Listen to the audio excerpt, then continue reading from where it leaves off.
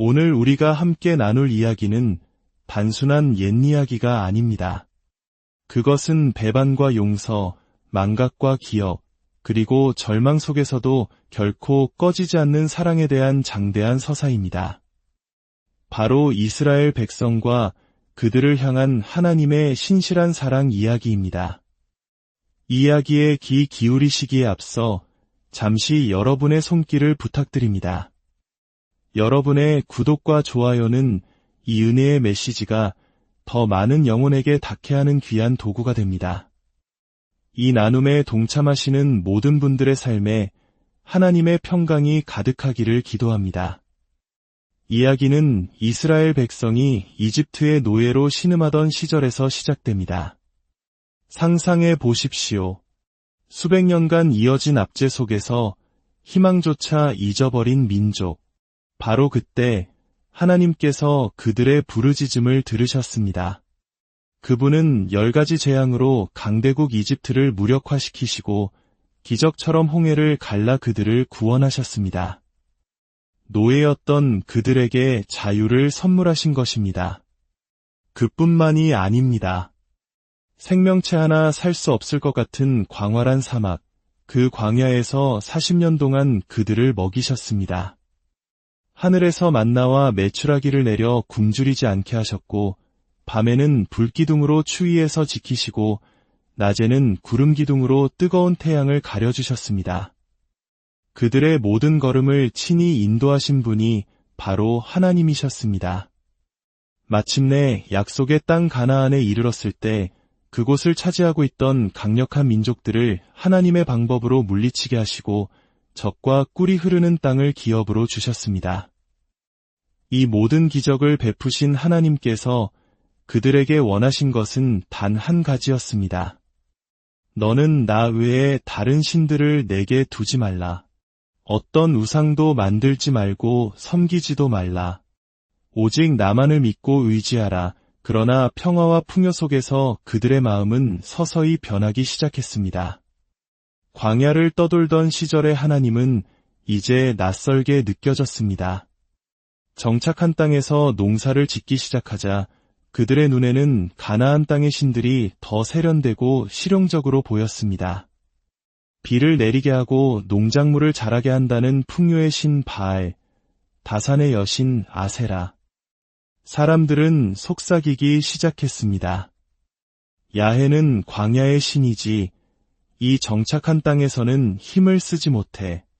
이 땅에서는 비를 내리는 신이 진짜 힘있는 신이야. 이 달콤한 유혹에 이스라엘 백성들은 속수무책으로 넘어갔습니다. 그들은 자신들을 노예 생활에서 구원하고 광야에서 먹이시고 약속의 땅으로 인도하신 하나님을 잊고 바알과 아세라를 섬기기 시작했습니다. 하나님께서는 그들의 배반에 진노하셨지만 그럼에도 불구하고 자비로우셨습니다. 그들이 약속을 어겼을 때 하나님은 주변의 다른 민족들을 통해 그들을 치셨습니다. 이스라엘은 다시 침략을 당하고 식민지가 되고 노예와 같은 고통의 시간을 보내야 했습니다. 고통 속에서야 비로소 그들은 하나님을 기억했습니다. 염치 없었지만 살려달라고 부르짖었습니다. 하나님, 저희를 구원해 주십시오. 놀랍게도 하나님은 그들의 기도를 외면하지 않으셨습니다. 너무나 불쌍히 여기셔서 사사라 불리는 지도자들을 보내주셨습니다. 사사들을 통해 적들을 물리치고 다시 평화를 되찾게 하셨습니다. 하지만 평화가 찾아오면 그들은 또다시 하나님을 잊고 바알과 아세라에게 돌아갔습니다. 그러면 또다시 주변 민족의 침략을 받고 고통 속에서 하나님께 부르짖고 하나님은 또다시 사사를 보내 구원해 주셨습니다. 이 고통스러운 배반과 구원의 역사는 무려 12번이나 반복되었습니다. 수백 년간 이어진 이 끔찍한 순환 끝에 그들이 내린 결론은 참으로 놀라웠습니다. 우리가 이렇게 계속 침략을 당하는 이유는 하나님 외에 다른 신을 섬겼기 때문이 아니야. 우리에게 다른 나라들처럼 강력한 왕이 없었기 때문이야. 그들은 자신들의 죄가 아닌 환경을 탓하기 시작한 것입니다. 왕만 세워진다면 모든 문제가 해결될 것이라고 믿었습니다. 하나님께서는 그들의 요구대로 왕을 허락하셨습니다. 첫 번째 왕 사울은 하나님의 뜻을 따르지 않아 결국 비참한 최후를 맞았습니다. 그러자 하나님은 또다시 기회를 주셨습니다. 하나님의 마음에 합한 사람 다윗 왕을 세워주셨습니다. 다윗의 시대에 이스라엘은 가장 강력한 나라로 부상했습니다. 그러나 평화는 길지 않았습니다. 다윗의 아들 지혜의 왕 솔로몬의 시대에 이르러 비극의 씨앗이 다시 싹텄습니다.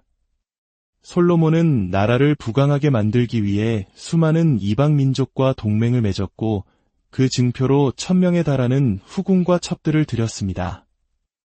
그 여인들은 각자 고향에서 섬기던 우상들을 예루살렘으로 가지고 들어왔습니다. 왕이시여, 당신의 신을 믿는 것을 허락하셨듯이 제가 고향에서 믿던 신을 섬길 수 있게 해주십시오. 솔로몬은 이 요구를 거절하지 못했습니다. 결국 이스라엘의 심장부인 예루살렘은 온갖 우상들의 전시장이 되어버렸습니다. 그 우상을 섬기는 어머니 밑에서 자라난 왕자들은 자연스럽게 우상 숭배를 배웠습니다.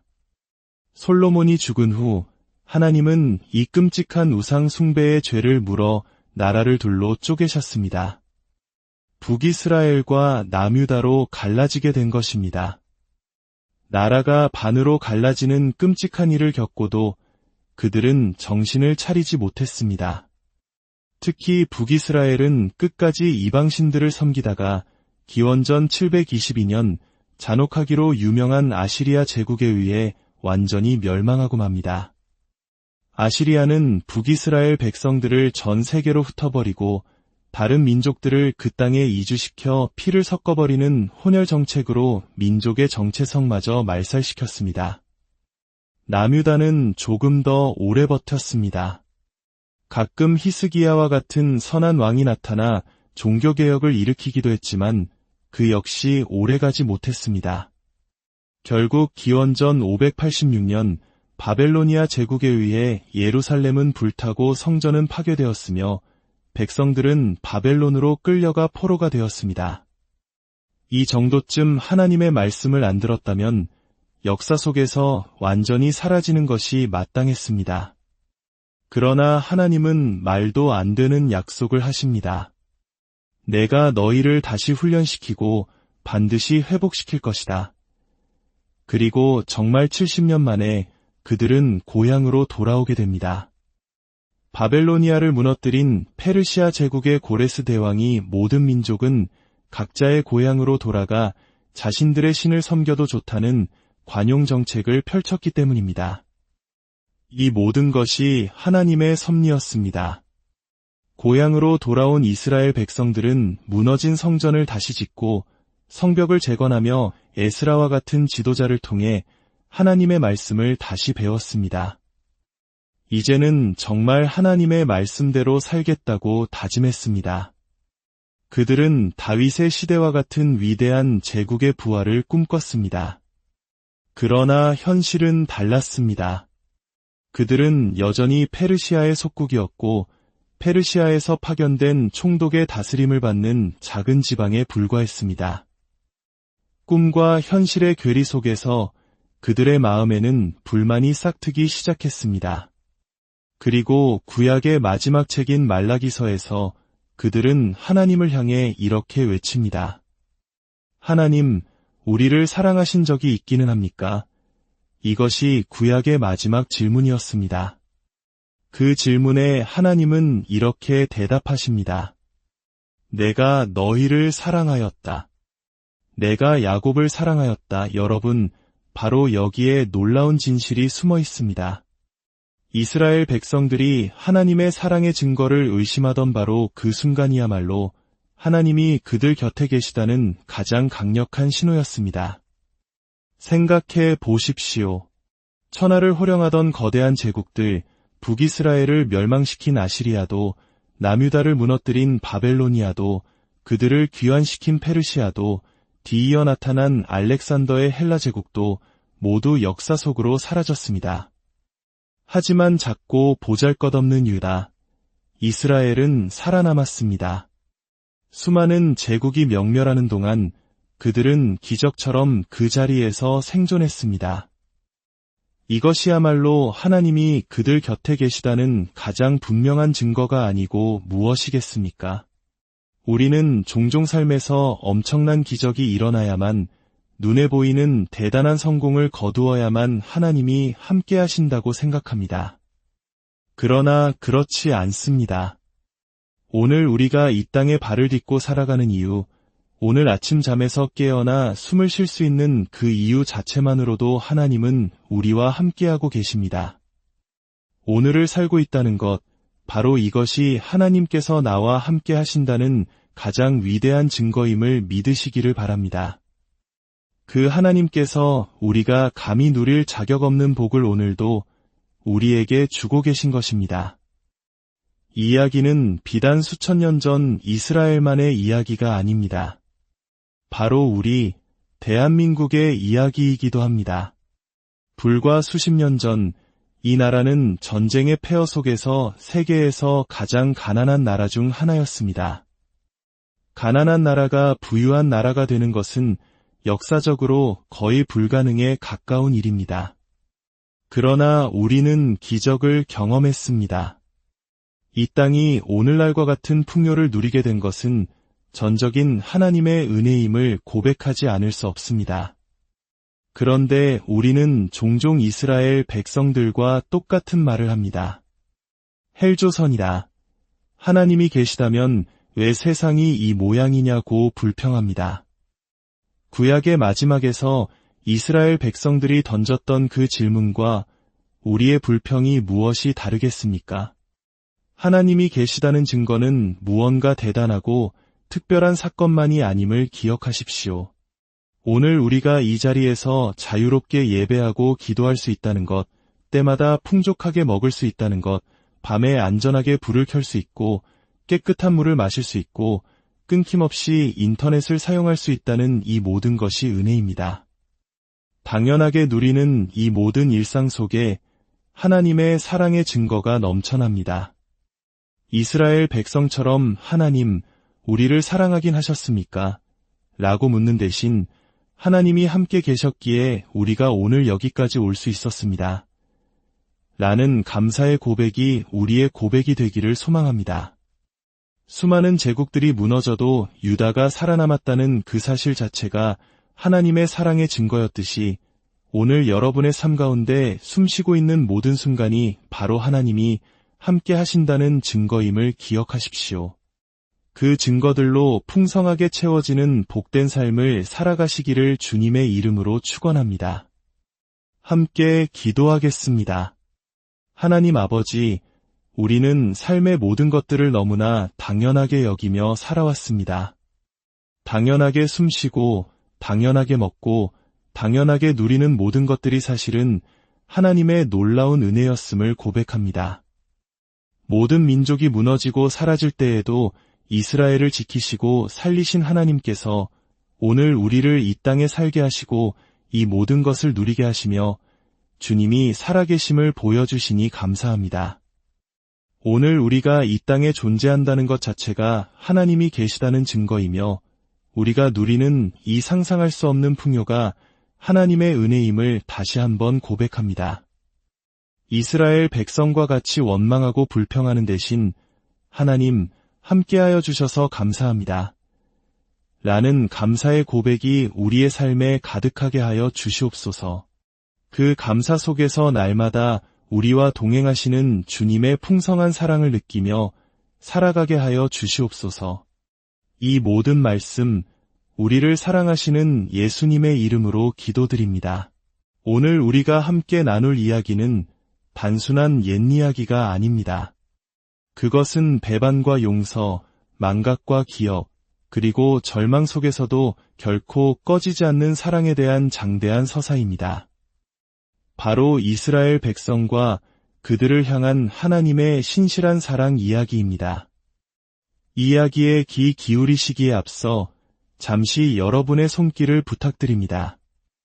여러분의 구독과 좋아요는 이 은혜의 메시지가 더 많은 영혼에게 닿게 하는 귀한 도구가 됩니다. 이 나눔에 동참하시는 모든 분들의 삶에 하나님의 평강이 가득하기를 기도합니다. 이야기는 이스라엘 백성이 이집트의 노예로 신음하던 시절에서 시작됩니다. 상상해 보십시오. 수백 년간 이어진 압제 속에서 희망조차 잊어버린 민족.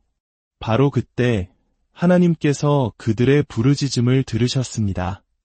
그분은 10가지 재앙으로 강대국 이집트를 무력화시키시고 기적처럼 홍해를 갈라 그들을 구원하셨습니다. 노예였던 그들에게 자유를 선물하신 것입니다. 그뿐만이 아닙니다. 생명체 하나 살 수 없을 것 같은 광활한 사막, 그 광야에서 40년 동안 그들을 먹이셨습니다. 하늘에서 만나와 메추라기를 내려 굶주리지 않게 하셨고, 밤에는 불기둥으로 추위에서 지키시고, 낮에는 구름기둥으로 뜨거운 태양을 가려주셨습니다. 그들의 모든 걸음을 친히 인도하신 분이 바로 하나님이셨습니다. 마침내 약속의 땅 가나안에 이르렀을 때 그곳을 차지하고 있던 강력한 민족들을 하나님의 방법으로 물리치게 하시고 적과 꿀이 흐르는 땅을 기업으로 주셨습니다. 이 모든 기적을 베푸신 하나님께서 그들에게 원하신 것은 단 한 가지였습니다. 너는 나 외에 다른 신들을 내게 두지 말라. 어떤 우상도 만들지 말고 섬기지도 말라. 오직 나만을 믿고 의지하라. 그러나 평화와 풍요 속에서 그들의 마음은 서서히 변하기 시작했습니다. 광야를 떠돌던 시절의 하나님은 이제 낯설게 느껴졌습니다. 정착한 땅에서 농사를 짓기 시작하자 그들의 눈에는 가나안 땅의 신들이 더 세련되고 실용적으로 보였습니다. 비를 내리게 하고 농작물을 자라게 한다는 풍요의 신 바알, 다산의 여신 아세라. 사람들은 속삭이기 시작했습니다. 야훼는 광야의 신이지, 이 정착한 땅에서는 힘을 쓰지 못해. 이 땅에서는 비를 내리는 신이 진짜 힘있는 신이야. 이 달콤한 유혹에 이스라엘 백성들은 속수무책으로 넘어갔습니다. 그들은 자신들을 노예 생활에서 구원하고 광야에서 먹이시고 약속의 땅으로 인도하신 하나님을 잊고 바알과 아세라를 섬기기 시작했습니다. 하나님께서는 그들의 배반에 진노하셨지만 그럼에도 불구하고 자비로우셨습니다. 그들이 약속을 어겼을 때 하나님은 주변의 다른 민족들을 통해 그들을 치셨습니다. 이스라엘은 다시 침략을 당하고 식민지가 되고 노예와 같은 고통의 시간을 보내야 했습니다. 고통 속에서야 비로소 그들은 하나님을 기억했습니다. 염치 없었지만 살려달라고 부르짖었습니다. 하나님, 저희를 구원해 주십시오. 놀랍게도 하나님은 그들의 기도를 외면하지 않으셨습니다. 너무나 불쌍히 여기셔서 사사라 불리는 지도자들을 보내주셨습니다. 사사들을 통해 적들을 물리치고 다시 평화를 되찾게 하셨습니다. 하지만 평화가 찾아오면 그들은 또다시 하나님을 잊고 바알과 아세라에게 돌아갔습니다. 그러면 또다시 주변 민족의 침략을 받고 고통 속에서 하나님께 부르짖고 하나님은 또다시 사사를 보내 구원해 주셨습니다. 이 고통스러운 배반과 구원의 역사는 무려 12번이나 반복되었습니다. 수백 년간 이어진 이 끔찍한 순환 끝에 그들이 내린 결론은 참으로 놀라웠습니다. 우리가 이렇게 계속 침략을 당하는 이유는 하나님 외에 다른 신을 섬겼기 때문이 아니야. 우리에게 다른 나라들처럼 강력한 왕이 없었기 때문이야. 그들은 자신들의 죄가 아닌 환경을 탓하기 시작한 것입니다. 왕만 세워진다면 모든 문제가 해결될 것이라고 믿었습니다. 하나님께서는 그들의 요구대로 왕을 허락하셨습니다.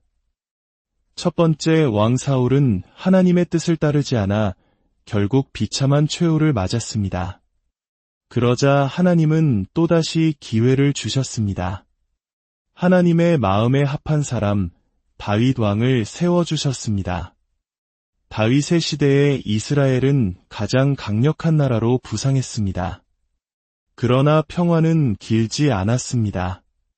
다윗의 아들 지혜의 왕 솔로몬의 시대에 이르러 비극의 씨앗이 다시 싹텄습니다.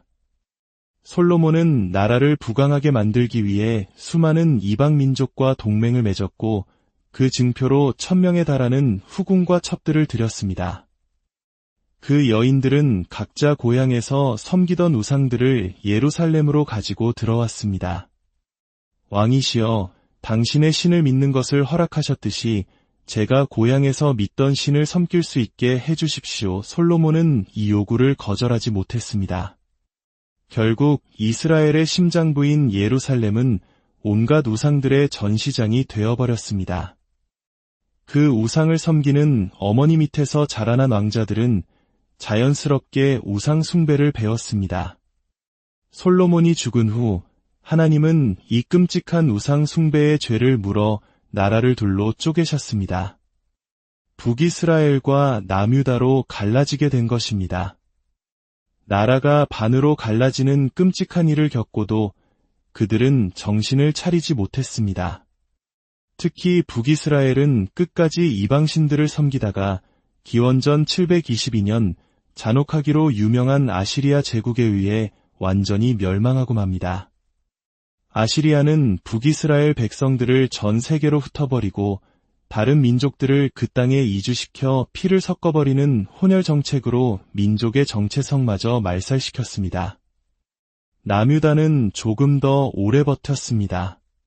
가끔 히스기야와 같은 선한 왕이 나타나 종교개혁을 일으키기도 했지만 그 역시 오래가지 못했습니다. 결국 기원전 586년 바벨로니아 제국에 의해 예루살렘은 불타고 성전은 파괴되었으며 백성들은 바벨론으로 끌려가 포로가 되었습니다. 이 정도쯤 하나님의 말씀을 안 들었다면 역사 속에서 완전히 사라지는 것이 마땅했습니다. 그러나 하나님은 말도 안 되는 약속을 하십니다. 내가 너희를 다시 훈련시키고 반드시 회복시킬 것이다. 그리고 정말 70년 만에 그들은 고향으로 돌아오게 됩니다.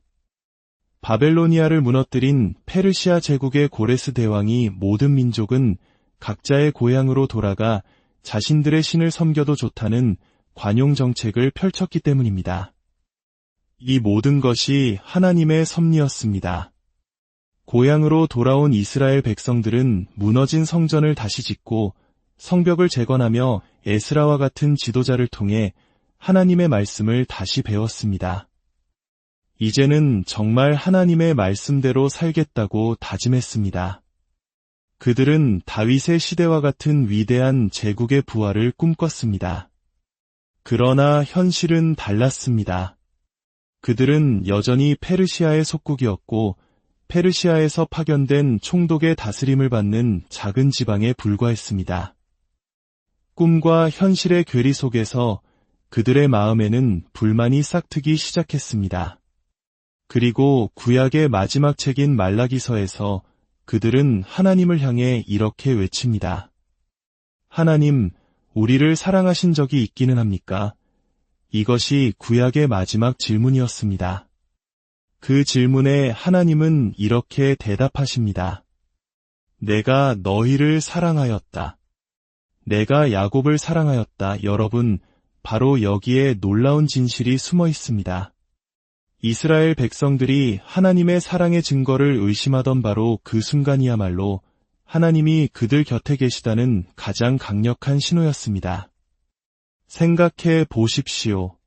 천하를 호령하던 거대한 제국들, 북이스라엘을 멸망시킨 아시리아도, 남유다를 무너뜨린 바벨로니아도, 그들을 귀환시킨 페르시아도, 뒤이어 나타난 알렉산더의 헬라 제국도 모두 역사 속으로 사라졌습니다. 하지만 작고 보잘것없는 유다, 이스라엘은 살아남았습니다. 수많은 제국이 명멸하는 동안 그들은 기적처럼 그 자리에서 생존했습니다. 이것이야말로 하나님이 그들 곁에 계시다는 가장 분명한 증거가 아니고 무엇이겠습니까? 우리는 종종 삶에서 엄청난 기적이 일어나야만, 눈에 보이는 대단한 성공을 거두어야만 하나님이 함께 하신다고 생각합니다. 그러나 그렇지 않습니다. 오늘 우리가 이 땅에 발을 딛고 살아가는 이유, 오늘 아침 잠에서 깨어나 숨을 쉴 수 있는 그 이유 자체만으로도 하나님은 우리와 함께하고 계십니다. 오늘을 살고 있다는 것, 바로 이것이 하나님께서 나와 함께 하신다는 가장 위대한 증거임을 믿으시기를 바랍니다. 그 하나님께서 우리가 감히 누릴 자격 없는 복을 오늘도 우리에게 주고 계신 것입니다. 이 이야기는 비단 수천 년 전 이스라엘만의 이야기가 아닙니다. 바로 우리 대한민국의 이야기이기도 합니다. 불과 수십 년 전 이 나라는 전쟁의 폐허 속에서 세계에서 가장 가난한 나라 중 하나였습니다. 가난한 나라가 부유한 나라가 되는 것은 역사적으로 거의 불가능에 가까운 일입니다. 그러나 우리는 기적을 경험했습니다. 이 땅이 오늘날과 같은 풍요를 누리게 된 것은 전적인 하나님의 은혜임을 고백하지 않을 수 없습니다. 그런데 우리는 종종 이스라엘 백성들과 똑같은 말을 합니다. 헬조선이다. 하나님이 계시다면 왜 세상이 이 모양이냐고 불평합니다. 구약의 마지막에서 이스라엘 백성들이 던졌던 그 질문과 우리의 불평이 무엇이 다르겠습니까? 하나님이 계시다는 증거는 무언가 대단하고 특별한 사건만이 아님을 기억하십시오. 오늘 우리가 이 자리에서 자유롭게 예배하고 기도할 수 있다는 것, 때마다 풍족하게 먹을 수 있다는 것, 밤에 안전하게 불을 켤 수 있고 깨끗한 물을 마실 수 있고 끊김없이 인터넷을 사용할 수 있다는 이 모든 것이 은혜입니다. 당연하게 누리는 이 모든 일상 속에 하나님의 사랑의 증거가 넘쳐납니다. 이스라엘 백성처럼 하나님, 우리를 사랑하긴 하셨습니까? 라고 묻는 대신 하나님이 함께 계셨기에 우리가 오늘 여기까지 올 수 있었습니다. 라는 감사의 고백이 우리의 고백이 되기를 소망합니다. 수많은 제국들이 무너져도 유다가 살아남았다는 그 사실 자체가 하나님의 사랑의 증거였듯이 오늘 여러분의 삶 가운데 숨쉬고 있는 모든 순간이 바로 하나님이 함께 하신다는 증거임을 기억하십시오. 그 증거들로 풍성하게 채워지는 복된 삶을 살아가시기를 주님의 이름으로 축원합니다. 함께 기도하겠습니다. 하나님 아버지, 우리는 삶의 모든 것들을 너무나 당연하게 여기며 살아왔습니다. 당연하게 숨쉬고, 당연하게 먹고, 당연하게 누리는 모든 것들이 사실은 하나님의 놀라운 은혜였음을 고백합니다. 모든 민족이 무너지고 사라질 때에도 이스라엘을 지키시고 살리신 하나님께서 오늘 우리를 이 땅에 살게 하시고 이 모든 것을 누리게 하시며 주님이 살아계심을 보여주시니 감사합니다.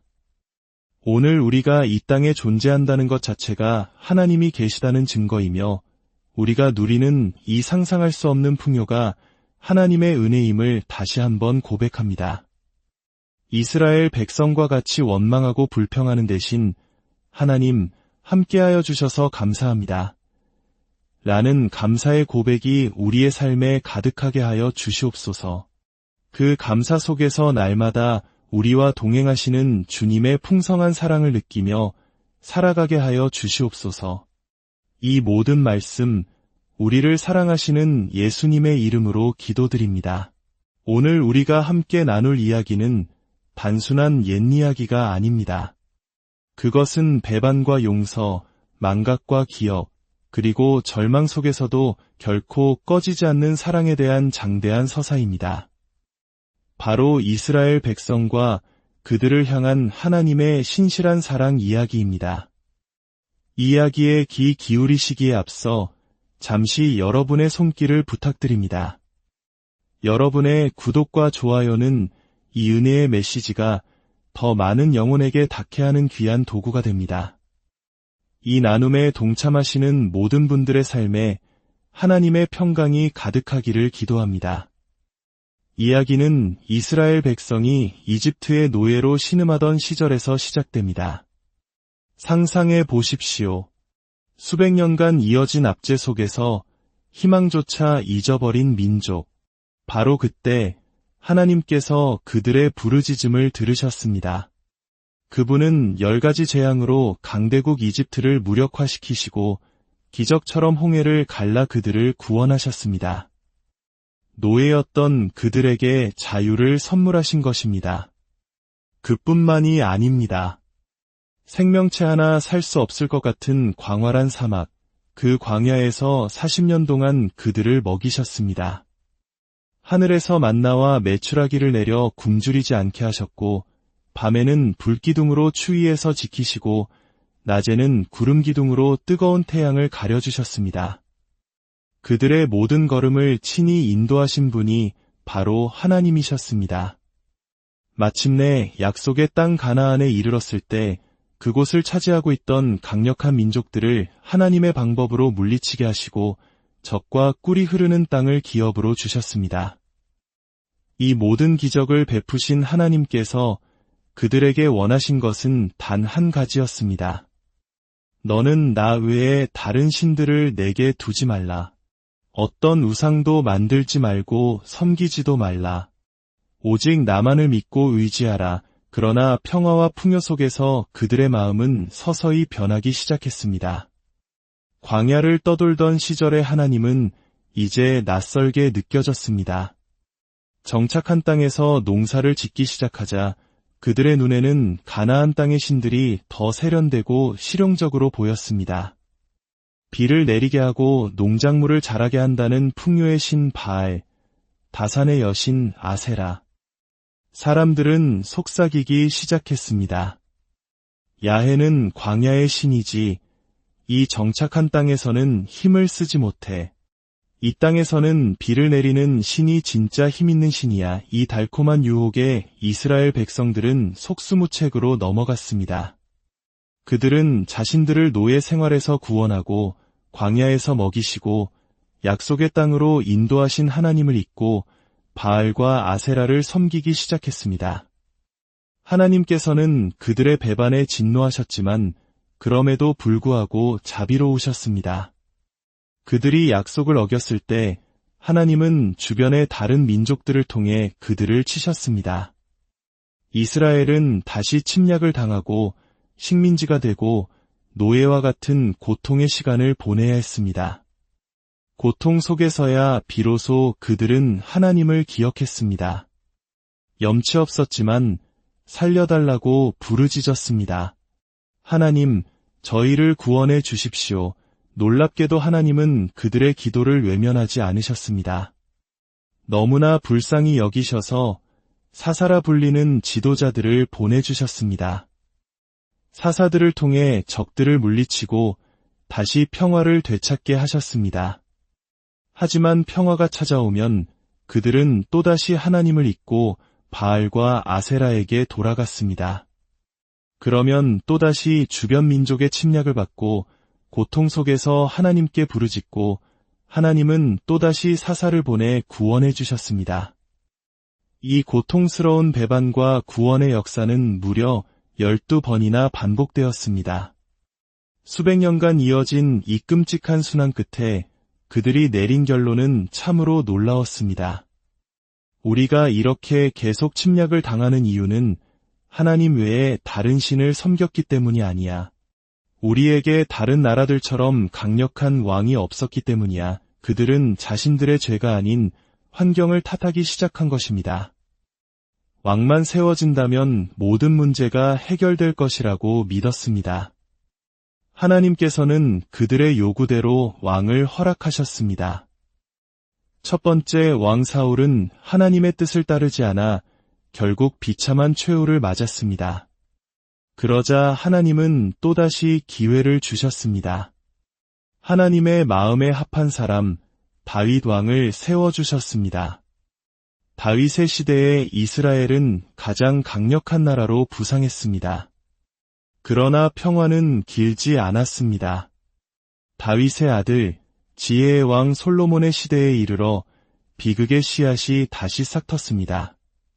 솔로몬은 나라를 부강하게 만들기 위해 수많은 이방 민족과 동맹을 맺었고 그 증표로 1000명에 달하는 후궁과 첩들을 들였습니다. 그 여인들은 각자 고향에서 섬기던 우상들을 예루살렘으로 가지고 들어왔습니다. 왕이시여, 당신의 신을 믿는 것을 허락하셨듯이 제가 고향에서 믿던 신을 섬길 수 있게 해주십시오. 솔로몬은 이 요구를 거절하지 못했습니다.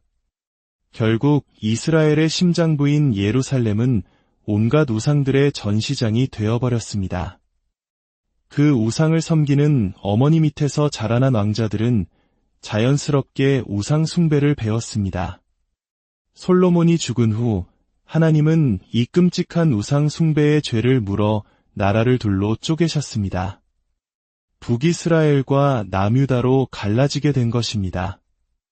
나라가 반으로 갈라지는 끔찍한 일을 겪고도 그들은 정신을 차리지 못했습니다. 특히 북이스라엘은 끝까지 이방신들을 섬기다가 기원전 722년 잔혹하기로 유명한 아시리아 제국에 의해 완전히 멸망하고 맙니다. 아시리아는 북이스라엘 백성들을 전 세계로 흩어버리고 다른 민족들을 그 땅에 이주시켜 피를 섞어버리는 혼혈 정책으로 민족의 정체성마저 말살시켰습니다. 남유다는 조금 더 오래 버텼습니다. 가끔 히스기야와 같은 선한 왕이 나타나 종교개혁을 일으키기도 했지만 그 역시 오래가지 못했습니다. 결국 기원전 586년 바벨로니아 제국에 의해 예루살렘은 불타고 성전은 파괴되었으며 백성들은 바벨론으로 끌려가 포로가 되었습니다. 이 정도쯤 하나님의 말씀을 안 들었다면 역사 속에서 완전히 사라지는 것이 마땅했습니다. 그러나 하나님은 말도 안 되는 약속을 하십니다. 내가 너희를 다시 훈련시키고 반드시 회복시킬 것이다. 그리고 정말 70년 만에 그들은 고향으로 돌아오게 됩니다. 바벨로니아를 무너뜨린 페르시아 제국의 고레스 대왕이 모든 민족은 각자의 고향으로 돌아가 자신들의 신을 섬겨도 좋다는 관용 정책을 펼쳤기 때문입니다. 이 모든 것이 하나님의 섭리였습니다. 고향으로 돌아온 이스라엘 백성들은 무너진 성전을 다시 짓고 성벽을 재건하며 에스라와 같은 지도자를 통해 하나님의 말씀을 다시 배웠습니다. 이제는 정말 하나님의 말씀대로 살겠다고 다짐했습니다. 그들은 다윗의 시대와 같은 위대한 제국의 부활을 꿈꿨습니다. 그러나 현실은 달랐습니다. 그들은 여전히 페르시아의 속국이었고 페르시아에서 파견된 총독의 다스림을 받는 작은 지방에 불과했습니다. 꿈과 현실의 괴리 속에서 그들의 마음에는 불만이 싹트기 시작했습니다. 그리고 구약의 마지막 책인 말라기서에서 그들은 하나님을 향해 이렇게 외칩니다. 하나님, 우리를 사랑하신 적이 있기는 합니까? 이것이 구약의 마지막 질문이었습니다. 그 질문에 하나님은 이렇게 대답하십니다. 내가 너희를 사랑하였다. 내가 야곱을 사랑하였다. 여러분, 바로 여기에 놀라운 진실이 숨어 있습니다. 이스라엘 백성들이 하나님의 사랑의 증거를 의심하던 바로 그 순간이야말로 하나님이 그들 곁에 계시다는 가장 강력한 신호였습니다. 생각해 보십시오. 천하를 호령하던 거대한 제국들, 북이스라엘을 멸망시킨 아시리아도, 남유다를 무너뜨린 바벨로니아도, 그들을 귀환시킨 페르시아도, 뒤이어 나타난 알렉산더의 헬라 제국도 모두 역사 속으로 사라졌습니다. 하지만 작고 보잘것없는 유다, 이스라엘은 살아남았습니다. 수많은 제국이 명멸하는 동안 그들은 기적처럼 그 자리에서 생존했습니다. 이것이야말로 하나님이 그들 곁에 계시다는 가장 분명한 증거가 아니고 무엇이겠습니까? 우리는 종종 삶에서 엄청난 기적이 일어나야만, 눈에 보이는 대단한 성공을 거두어야만 하나님이 함께 하신다고 생각합니다. 그러나 그렇지 않습니다. 오늘 우리가 이 땅에 발을 딛고 살아가는 이유, 오늘 아침 잠에서 깨어나 숨을 쉴 수 있는 그 이유 자체만으로도 하나님은 우리와 함께하고 계십니다. 오늘을 살고 있다는 것, 바로 이것이 하나님께서 나와 함께 하신다는 가장 위대한 증거임을 믿으시기를 바랍니다. 그 하나님께서 우리가 감히 누릴 자격 없는 복을 오늘도 우리에게 주고 계신 것입니다. 이 이야기는 비단 수천 년 전 이스라엘만의 이야기가 아닙니다. 바로 우리 대한민국의 이야기이기도 합니다. 불과 수십 년 전 이 나라는 전쟁의 폐허 속에서 세계에서 가장 가난한 나라 중 하나였습니다. 가난한 나라가 부유한 나라가 되는 것은 역사적으로 거의 불가능에 가까운 일입니다. 그러나 우리는 기적을 경험했습니다. 이 땅이 오늘날과 같은 풍요를 누리게 된 것은 전적인 하나님의 은혜임을 고백하지 않을 수 없습니다. 그런데 우리는 종종 이스라엘 백성들과 똑같은 말을 합니다. 헬조선이다. 하나님이 계시다면 왜 세상이 이 모양이냐고 불평합니다. 구약의 마지막에서 이스라엘 백성들이 던졌던 그 질문과 우리의 불평이 무엇이 다르겠습니까? 하나님이 계시다는 증거는 무언가 대단하고 특별한 사건만이 아님을 기억하십시오. 오늘 우리가 이 자리에서 자유롭게 예배하고 기도할 수 있다는 것, 때마다 풍족하게 먹을 수 있다는 것, 밤에 안전하게 불을 켤 수 있고 깨끗한 물을 마실 수 있고 끊김없이 인터넷을 사용할 수 있다는 이 모든 것이 은혜입니다. 당연하게 누리는 이 모든 일상 속에 하나님의 사랑의 증거가 넘쳐납니다. 이스라엘 백성처럼 하나님, 우리를 사랑하긴 하셨습니까? 라고 묻는 대신 하나님이 함께 계셨기에 우리가 오늘 여기까지 올 수 있었습니다. 라는 감사의 고백이 우리의 고백이 되기를 소망합니다. 수많은 제국들이 무너져도 유다가 살아남았다는 그 사실 자체가 하나님의 사랑의 증거였듯이 오늘 여러분의 삶 가운데 숨쉬고 있는 모든 순간이 바로 하나님이 함께 하신다는 증거임을 기억하십시오. 그 증거들로 풍성하게 채워지는 복된 삶을 살아가시기를 주님의 이름으로 축원합니다. 함께 기도하겠습니다. 하나님 아버지, 우리는 삶의 모든 것들을 너무나 당연하게 여기며 살아왔습니다. 당연하게 숨쉬고, 당연하게 먹고, 당연하게 누리는 모든 것들이 사실은 하나님의 놀라운 은혜였음을 고백합니다. 모든 민족이 무너지고 사라질 때에도 이스라엘을 지키시고 살리신 하나님께서 오늘 우리를 이 땅에 살게 하시고 이 모든 것을 누리게 하시며 주님이 살아계심을 보여주시니 감사합니다. 오늘 우리가 이 땅에 존재한다는 것 자체가 하나님이 계시다는 증거이며 우리가 누리는 이 상상할 수 없는 풍요가 하나님의 은혜임을 다시 한번 고백합니다.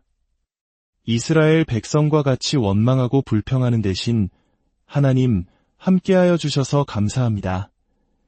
라는 감사의 고백이 우리의 삶에 가득하게 하여 주시옵소서. 그 감사 속에서 날마다 우리와 동행하시는 주님의 풍성한 사랑을 느끼며 살아가게 하여 주시옵소서. 이 모든 말씀, 우리를 사랑하시는 예수님의 이름으로 기도드립니다. 오늘 우리가 함께 나눌 이야기는 단순한 옛 이야기가 아닙니다. 그것은 배반과 용서, 망각과 기억, 그리고 절망 속에서도 결코 꺼지지 않는 사랑에 대한 장대한 서사입니다. 바로 이스라엘 백성과 그들을 향한 하나님의 신실한 사랑 이야기입니다. 이 이야기에 귀 기울이시기에 앞서 잠시 여러분의 손길을 부탁드립니다. 여러분의 구독과 좋아요는 이 은혜의 메시지가 더 많은 영혼에게 닿게 하는 귀한 도구가 됩니다. 이 나눔에 동참하시는 모든 분들의 삶에 하나님의 평강이 가득하기를 기도합니다. 이야기는 이스라엘 백성이 이집트의 노예로 신음하던 시절에서 시작됩니다. 상상해 보십시오. 수백 년간 이어진 압제 속에서 희망조차 잊어버린 민족. 바로 그때 하나님께서 그들의 부르짖음을 들으셨습니다. 그분은 10가지 재앙으로 강대국 이집트를 무력화시키시고 기적처럼 홍해를 갈라 그들을 구원하셨습니다. 노예였던 그들에게 자유를 선물하신 것입니다. 그뿐만이 아닙니다. 생명체 하나 살 수 없을 것 같은 광활한 사막, 그 광야에서 40년 동안 그들을 먹이셨습니다. 하늘에서 만나와 메추라기를 내려 굶주리지 않게 하셨고, 밤에는 불기둥으로 추위에서 지키시고, 낮에는 구름기둥으로 뜨거운 태양을 가려주셨습니다. 그들의 모든 걸음을 친히 인도하신 분이 바로 하나님이셨습니다. 마침내 약속의 땅 가나안에 이르렀을 때 그곳을 차지하고 있던 강력한 민족들을 하나님의 방법으로 물리치게 하시고 적과 꿀이 흐르는 땅을 기업으로 주셨습니다. 이 모든 기적을 베푸신 하나님께서 그들에게 원하신 것은 단 한 가지였습니다. 너는 나 외에 다른 신들을 내게 두지 말라. 어떤 우상도 만들지 말고 섬기지도 말라. 오직 나만을 믿고 의지하라. 그러나 평화와 풍요 속에서 그들의 마음은 서서히 변하기 시작했습니다. 광야를 떠돌던 시절의 하나님은 이제 낯설게 느껴졌습니다. 정착한 땅에서 농사를 짓기 시작하자 그들의 눈에는 가나안 땅의 신들이 더 세련되고 실용적으로 보였습니다. 비를 내리게 하고 농작물을 자라게 한다는 풍요의 신 바알, 다산의 여신 아세라. 사람들은 속삭이기 시작했습니다. 야훼는 광야의 신이지, 이 정착한 땅에서는 힘을 쓰지 못해. 이 땅에서는 비를 내리는 신이 진짜 힘있는 신이야. 이 달콤한 유혹에 이스라엘 백성들은 속수무책으로 넘어갔습니다. 그들은 자신들을 노예 생활에서 구원하고 광야에서 먹이시고 약속의 땅으로 인도하신 하나님을 잊고 바알과 아세라를 섬기기 시작했습니다. 하나님께서는 그들의 배반에 진노하셨지만 그럼에도 불구하고 자비로우셨습니다. 그들이 약속을 어겼을 때 하나님은 주변의 다른 민족들을 통해 그들을 치셨습니다. 이스라엘은 다시 침략을 당하고 식민지가 되고 노예와 같은 고통의 시간을 보내야 했습니다. 고통 속에서야 비로소 그들은 하나님을 기억했습니다. 염치 없었지만 살려달라고 부르짖었습니다. 하나님, 저희를 구원해 주십시오. 놀랍게도 하나님은 그들의 기도를 외면하지 않으셨습니다. 너무나 불쌍히 여기셔서 사사라 불리는 지도자들을 보내주셨습니다. 사사들을 통해 적들을 물리치고 다시 평화를 되찾게 하셨습니다. 하지만 평화가 찾아오면 그들은 또다시 하나님을 잊고 바알과 아세라에게 돌아갔습니다. 그러면 또다시 주변 민족의 침략을 받고 고통 속에서 하나님께 부르짖고 하나님은 또다시 사사를 보내 구원해 주셨습니다. 이 고통스러운 배반과 구원의 역사는 무려 12번이나 반복되었습니다. 수백 년간 이어진 이 끔찍한 순환 끝에 그들이 내린 결론은 참으로 놀라웠습니다. 우리가 이렇게 계속 침략을 당하는 이유는 하나님 외에 다른 신을 섬겼기 때문이 아니야. 우리에게 다른 나라들처럼 강력한 왕이 없었기 때문이야. 그들은 자신들의 죄가 아닌 환경을 탓하기 시작한 것입니다. 왕만 세워진다면 모든 문제가 해결될 것이라고 믿었습니다. 하나님께서는 그들의 요구대로 왕을 허락하셨습니다. 첫 번째 왕 사울은 하나님의 뜻을 따르지 않아 결국 비참한 최후를 맞았습니다. 그러자 하나님은 또다시 기회를 주셨습니다. 하나님의 마음에 합한 사람, 다윗 왕을 세워주셨습니다. 다윗의 시대에 이스라엘은 가장 강력한 나라로 부상했습니다.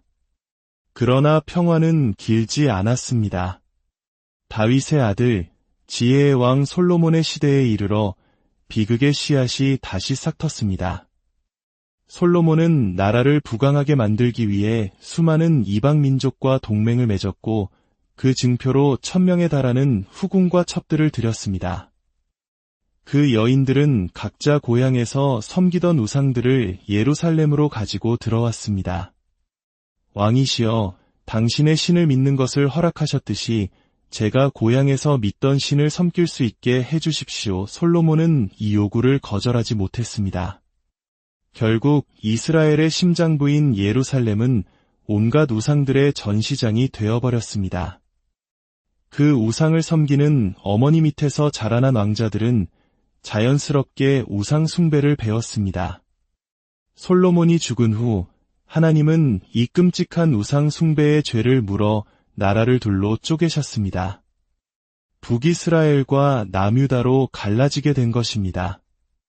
나라가 반으로 갈라지는 끔찍한 일을 겪고도 그들은 정신을 차리지 못했습니다. 특히 북이스라엘은 끝까지 이방신들을 섬기다가 기원전 722년 잔혹하기로 유명한 아시리아 제국에 의해 완전히 멸망하고 맙니다. 아시리아는 북이스라엘 백성들을 전 세계로 흩어버리고 다른 민족들을 그 땅에 이주시켜 피를 섞어버리는 혼혈 정책으로 민족의 정체성마저 말살시켰습니다. 남유다는 조금 더 오래 버텼습니다.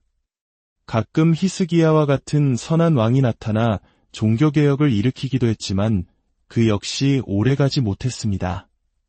결국 기원전 586년 바벨로니아 제국에 의해 예루살렘은 불타고 성전은 파괴되었으며 백성들은 바벨론으로 끌려가 포로가 되었습니다.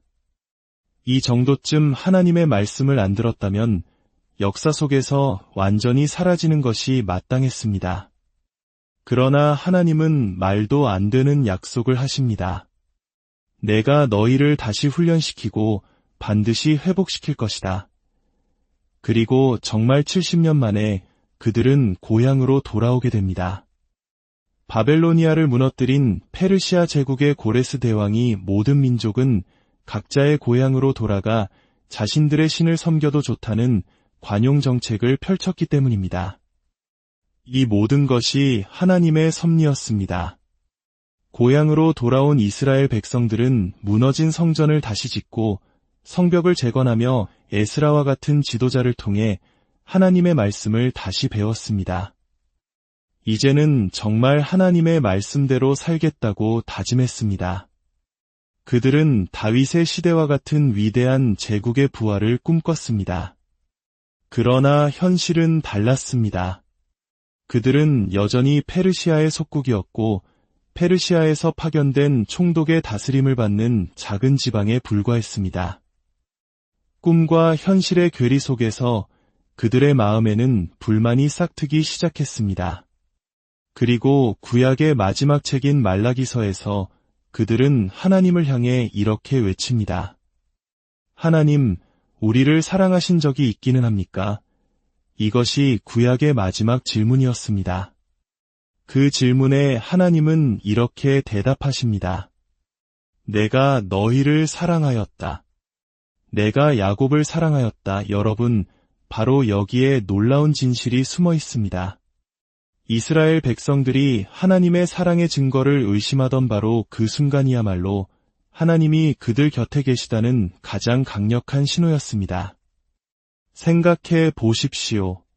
천하를 호령하던 거대한 제국들, 북이스라엘을 멸망시킨 아시리아도, 남유다를 무너뜨린 바벨로니아도, 그들을 귀환시킨 페르시아도, 뒤이어 나타난 알렉산더의 헬라 제국도 모두 역사 속으로 사라졌습니다. 하지만 작고 보잘것없는 유다, 이스라엘은 살아남았습니다. 수많은 제국이 명멸하는 동안 그들은 기적처럼 그 자리에서 생존했습니다. 이것이야말로 하나님이 그들 곁에 계시다는 가장 분명한 증거가 아니고 무엇이겠습니까? 우리는 종종 삶에서 엄청난 기적이 일어나야만, 눈에 보이는 대단한 성공을 거두어야만 하나님이 함께 하신다고 생각합니다. 그러나 그렇지 않습니다. 오늘 우리가 이 땅에 발을 딛고 살아가는 이유, 오늘 아침 잠에서 깨어나 숨을 쉴 수 있는 그 이유 자체만으로도 하나님은 우리와 함께하고 계십니다. 오늘을 살고 있다는 것, 바로 이것이 하나님께서 나와 함께 하신다는 가장 위대한 증거임을 믿으시기를 바랍니다. 그 하나님께서 우리가 감히 누릴 자격 없는 복을 오늘도 우리에게 주고 계신 것입니다. 이 이야기는 비단 수천 년 전 이스라엘만의 이야기가 아닙니다. 바로 우리 대한민국의 이야기이기도 합니다. 불과 수십 년 전 이 나라는 전쟁의 폐허 속에서 세계에서 가장 가난한 나라 중 하나였습니다. 가난한 나라가 부유한 나라가 되는 것은 역사적으로 거의 불가능에 가까운 일입니다. 그러나 우리는 기적을 경험했습니다. 이 땅이 오늘날과 같은 풍요를 누리게 된 것은 전적인 하나님의 은혜임을 고백하지 않을 수 없습니다. 그런데 우리는 종종 이스라엘 백성들과 똑같은 말을 합니다. 헬조선이다. 하나님이 계시다면 왜 세상이 이 모양이냐고 불평합니다. 구약의 마지막에서 이스라엘 백성들이 던졌던 그 질문과 우리의 불평이 무엇이 다르겠습니까? 하나님이 계시다는 증거는 무언가 대단하고 특별한 사건만이 아님을 기억하십시오. 오늘 우리가 이 자리에서 자유롭게 예배하고 기도할 수 있다는 것, 때마다 풍족하게 먹을 수 있다는 것, 밤에 안전하게 불을 켤 수 있고 깨끗한 물을 마실 수 있고 끊김없이 인터넷을 사용할 수 있다는 이 모든 것이 은혜입니다. 당연하게 누리는 이 모든 일상 속에 하나님의 사랑의 증거가 넘쳐납니다. 이스라엘 백성처럼 하나님, 우리를 사랑하긴 하셨습니까? 라고 묻는 대신 하나님이 함께 계셨기에 우리가 오늘 여기까지 올 수 있었습니다. 라는 감사의 고백이 우리의 고백이 되기를 소망합니다. 수많은 제국들이 무너져도 유다가 살아남았다는 그 사실 자체가 하나님의 사랑의 증거였듯이 오늘 여러분의 삶 가운데 숨쉬고 있는 모든 순간이 바로 하나님이 함께 하신다는 증거임을 기억하십시오. 그 증거들로 풍성하게 채워지는 복된 삶을 살아가시기를 주님의 이름으로 축원합니다. 함께 기도하겠습니다. 하나님 아버지, 우리는 삶의 모든 것들을 너무나 당연하게 여기며 살아왔습니다. 당연하게 숨쉬고, 당연하게 먹고, 당연하게 누리는 모든 것들이 사실은 하나님의 놀라운 은혜였음을 고백합니다. 모든 민족이 무너지고 사라질 때에도 이스라엘을 지키시고 살리신 하나님께서 오늘 우리를 이 땅에 살게 하시고 이 모든 것을 누리게 하시며 주님이 살아계심을 보여주시니 감사합니다. 오늘 우리가 이 땅에 존재한다는 것 자체가 하나님이 계시다는 증거이며 우리가 누리는 이 상상할 수 없는 풍요가 하나님의 은혜임을 다시 한번 고백합니다. 이스라엘 백성과 같이 원망하고 불평하는 대신 하나님 함께하여 주셔서 감사합니다. 라는 감사의 고백이 우리의 삶에 가득하게 하여 주시옵소서. 그 감사 속에서 날마다 우리와 동행하시는 주님의 풍성한 사랑을 느끼며 살아가게 하여 주시옵소서. 이 모든 말씀, 우리를 사랑하시는 예수님의 이름으로 기도드립니다. 오늘 우리가 함께 나눌 이야기는 단순한 옛 이야기가 아닙니다.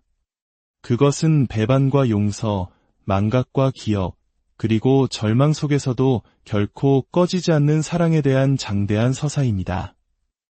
바로 이스라엘 백성과 그들을 향한 하나님의 신실한 사랑 이야기입니다. 이 이야기에 귀 기울이시기에 앞서 잠시 여러분의 손길을 부탁드립니다. 여러분의 구독과 좋아요는 이 은혜의 메시지가 더 많은 영혼에게 닿게 하는 귀한 도구가 됩니다. 이 나눔에 동참하시는 모든 분들의 삶에 하나님의 평강이 가득하기를 기도합니다. 이야기는 이스라엘 백성이 이집트의 노예로 신음하던 시절에서 시작됩니다. 상상해 보십시오. 수백 년간 이어진 압제 속에서 희망조차 잊어버린 민족. 바로 그때 하나님께서 그들의 부르짖음을 들으셨습니다. 그분은 10가지 재앙으로 강대국 이집트를 무력화시키시고 기적처럼 홍해를 갈라 그들을 구원하셨습니다. 노예였던 그들에게 자유를 선물하신 것입니다. 그뿐만이 아닙니다. 생명체 하나 살 수 없을 것 같은 광활한 사막, 그 광야에서 40년 동안 그들을 먹이셨습니다. 하늘에서 만나와 메추라기를 내려 굶주리지 않게 하셨고 밤에는 불기둥으로 추위에서 지키시고 낮에는 구름기둥으로 뜨거운 태양을 가려주셨습니다. 그들의 모든 걸음을 친히 인도하신 분이 바로 하나님이셨습니다. 마침내 약속의 땅 가나안에 이르렀을 때 그곳을 차지하고 있던 강력한 민족들을 하나님의 방법으로 물리치게 하시고 젖과 꿀이 흐르는 땅을 기업으로 주셨습니다. 이 모든 기적을 베푸신 하나님께서